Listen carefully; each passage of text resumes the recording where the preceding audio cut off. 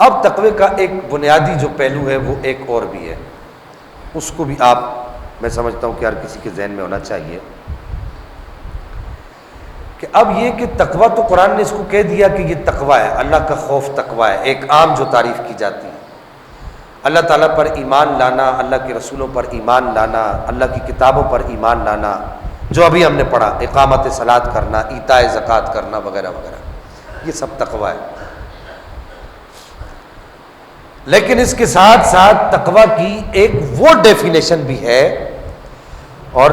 تقوی کی ایک وہ تعریف بھی ہے کہ جو تعریف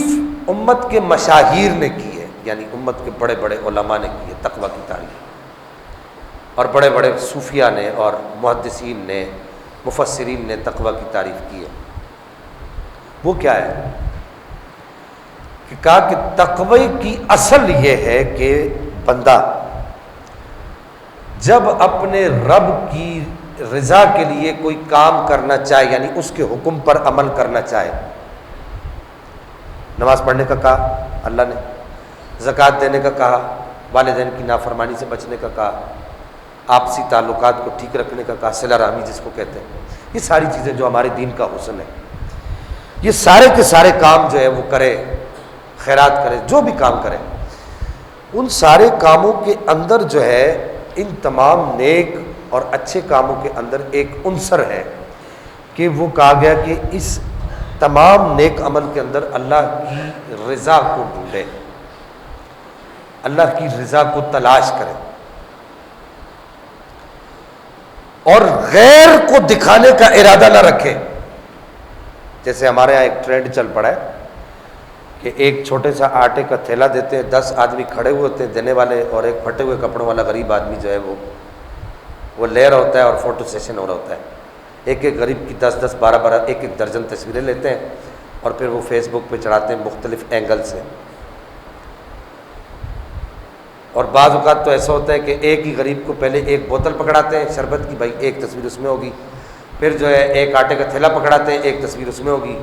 پھر ایک جو ہے وہ چینی کا کٹا پکڑاتے ہیں، چھوٹا سا وہ تھیلی پکڑاتے ہیں، پھر ایک تصویر اس میں، یعنی کہ اگر ایک غریب کو 12 آئٹم دیں گے تو اس کو اس کے ساتھ ایک ایک آئٹم کے ساتھ جو ہے 12 ضرب 12 تصویریں ہوں گی۔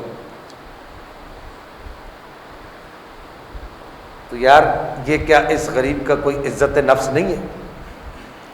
یہ کیا مسلمان نہیں ہے؟ اگر تمہیں مسلمان نظر نہیں آتا تو کیا یہ انسان نہیں ہے؟ انسان تو ہے نا، اللہ کی مخلوق تو ہے نا۔ تو بہرحال یہ کہ جو میں بات عرض کر رہا ہوں کہ اللہ کی رضا اور غیر اللہ یعنی مخلوق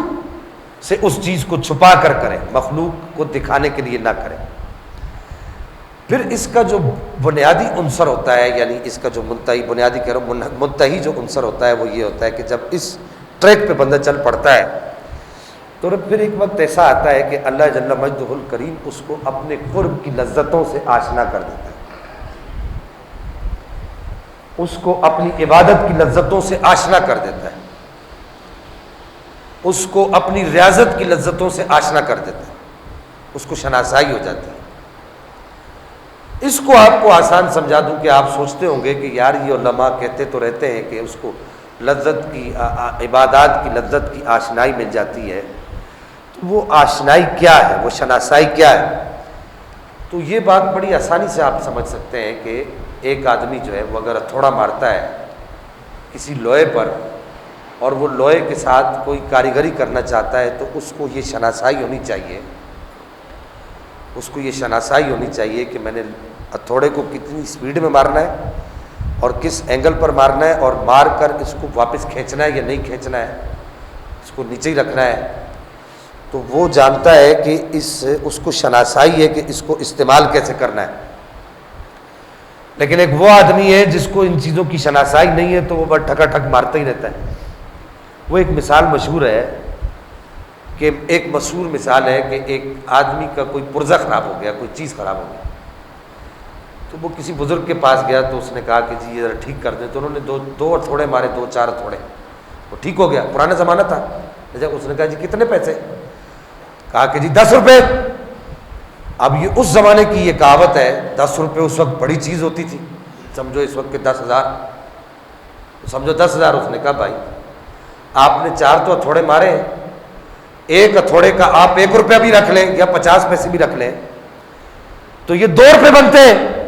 تو باقی 8 روپے کس چیز کے؟ تو کہا کہ یہ جو 2 روپے آپ نے بنائے ہیں نا، یہ تو گیا تھوڑے مارنے کے، اور باقی 8 روپے کس طرح مارنا ہے، کس اینگل میں مارنا ہے اس کے، وہ میرا فن ہے، وہ میں جانتا ہوں میں نے اس کو کیسے مارنا، یہ میں اپنے فن کے۔ تو یہ تقویٰ جو ہے جب یہ بندہ اختیار کر لیتا ہے تو ایک وقت ایسا آتا ہے کہ تقویٰ اس کو لذت آشنائی دے دیتا ہے، شناسائی دیتا ہے، اللہ کی راہوں پہ چلنے کی شناسائی مل جاتی ہے اس کو، کہ وہ اقبال نے کہا تھا نا کہ عجب چیز ہے لذت آشنائی، 2 عالم سے کرتی ہے بیگانہ دل کو، عجب چیز ہے لذت آشنائی، کہ جب یہ تقویٰ بندے کے دل میں گھر کر جاتا ہے، میں آپ کو صرف اس کی لذت آشنائی بتا رہا ہوں کہ جب اس کے دل میں گھر کر جاتا ہے تو پھر ایک وقت ایسا آتا ہے کہ وہ یہ نعرہ مستانہ وہ لگاتا ہے کہ میں تو صبح و شام دن رات ہر لمحہ اپنے پاک پروردگار کی رحمتوں کی چادر کے نیچے رہتا ہوں۔ ایک وقت ایسا بھی آتا ہے، اور پھر ایک وقت ایسا بھی آتا ہے کہ وہ اپنے پاک پروردگار کی صفات کی تجلیات کی زیارتیں بھی کرتا ہے، اپنے پاک پروردگار کی صفات کی تجلیات کو وہ دیکھتا بھی ہے۔ تو یہ اس کے ساتھ یہ جو لذت آشنائی ہے جب اس کو ملتی ہے، شاہ عبدالعزیز محدث دہلوی رحمہ اللہ سے پوچھا گیا کہ یہ بتائیے کہ یہ جو کہا جاتا ہے کہ شہید جو ہے وہ جب مرتا ہے تو اس کو اللہ کا دیدار ہوتا ہے، تو کیا شہید کو مرتے ہوئے تکلیف نہیں ہوتی؟ اس کا گلا جب کٹتا ہے یا اس کی کوئی جگہ کٹتی ہے تو کیا اس کو تکلیف نہیں ہوتی، درد نہیں ہوتا؟ تو آپ نے فرمایا کہ میں اس مسئلے میں جو ہے وہ بڑا پریشان تھا، یہ بات سوچتا رہتا تھا عقلی طور پہ۔ تو آپ نے فرمایا کہ ایک دن مجھ پر یہ عقدہ کھلا کہ جب بندہ کسی چیز میں محو ہو جاتا ہے، کسی چیز کو اپنے ذہن کے اوپر سوار کر لیتا ہے، تو اسے دنیا کی جو دیگر چیزیں ہوتی ہیں وہ ان سے بالکل بے خبر ہو جاتا ہے۔ کہ ایک آدمی بیٹھا ہوا لوہا کوٹ رہا ہے، اب اس کے پاس سے جتنے لوگ گزرے اس کو کسی کی خبر نہیں ہوتی، تو اس چیز میں محو ہو جاتا ہے۔ تو آپ نے فرمایا کہ لوہا کوٹنے والے کو یہ نہیں پتہ ہوتا کہ پاس سے کون گزر رہا ہے، اور لوہا کوٹنے والے کو نہیں پتہ ہوتا کیونکہ آواز زیادہ ہوتی ہے، ٹن ٹن ٹن آوازیں آ رہی ہوتی ہیں، اس کو نہیں پتہ ہوتا یہ کیا ہو رہا ہے باہر دنیا میں، پاس سے لوگ گزرے اس کو کون گزرا ہے کون نہیں گزرا۔ تو کہا کہ دیکھو لوہا کوٹنے میں بندہ مگن ہو جائے تو اس کو کچھ پتہ نہیں چلتا۔ تو اب اس دور کے اندر آپ کو آسان مثال دے دوں کہ اگر کسی کے عضو کا، کسی جسم کے کسی حصے کو کاٹنا ہو، تو یہ بنیادی باتوں میں وقت نکل گیا، کسی حصے کو کاٹنا ہو تو اس حصے کو سن کا انجیکشن لگایا جاتا ہے۔ اب وہ سن کا انجیکشن جو ہوتا ہے وہ کیا کرتا ہے، اس جگہ کو سن کر دیتا ہے، وہ جگہ بے جان ہو جاتی ہے، اس میں سے جان نکل جاتی ہے۔ تو وہ پھر ایک وقت ایسا آتا ہے کہ وہ اس کو پتہ نہیں لگتا، ڈاکٹر اس کو ہاتھ مار کے پوچھتا ہے ہاں بھئی اب پتہ لگ رہا ہے کہ ٹھیک نہیں ہاں چلو ٹھیک ہے، بس اب وہ اپنا کام کرنے لگ جاتے ہیں۔ لوگ جاگ رہے ہوتے ہیں، ان کی ٹانگیں کاٹی جاتی ہیں، ان کے ہاتھ کاٹے جاتے ہیں، ان کو پتہ ہی نہیں ہوتا۔ تو اس کی آسان مثال یہ ہے کہ جب شہید کو جو انعام دیا گیا، فرمایا کہ جیسے ہی وہ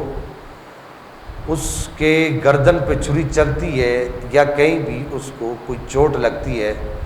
تو اب تو وقت تو مقرر ہے، وقت اس کا مقرر ہے کہ اس وقت مرنا ہے، تو کہا کہ اسی وقت اللہ تعالیٰ اس کو اپنا دیدار کرا دیتا ہے۔ جیسے ہی اس کو رب کا دیدار ہوتا ہے تو وہ دنیا کی ساری چیزوں کو بھول جاتا ہے، رب کے دیدار میں مگن ہو جاتا ہے، اس کو بالکل تکلیف نہیں ہوتی، اس کو پتہ ہی نہیں چلتا۔ تو یہ وہ چیز ہے، یہ وہ انعام ہے جو متقی کو ملتا ہے۔ ایک مرتبہ درود پاک پڑھیے، پھر اس پہ اور مزید بات کرتے ہیں۔